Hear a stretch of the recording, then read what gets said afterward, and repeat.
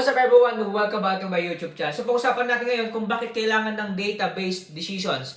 So ngayon, kung wala ka kasing database decision or wala kang data, especially sa pagninegosyo, okay, mahirap yan. Okay, para kang naglalaro at the same time, para kang nagpapagod sa pagninegosyo. Kaya nga sabi ni Pastor Bunyog, kung ikaw ay magninegosyo, tapos hindi ka kumikita, huwag ka na magnegosyo. I-bankrupt mo na yan at gumawa ka ng bagong negosyo. Dahil nga, hindi na kumikita ba't ka pa magninegosyo? Pinapagod mo lang yung sarili mo, ano ba goal mo? Ano ba vision mo? Ano ba charity ba yan o hindi? Kung charity yan, huwag ka na magnegosyo. Kasi yun yung kasiyahan mo Kapag tinanggal mo yan, wala na. Pero if you create a business, dapat meron kang decision, meron kang database, dapat alam mo yung numbers mo, alam mo yung expenses, alam mo yung net, alam mo yung sales, okay? Para kahit papano, iwas hula-hula.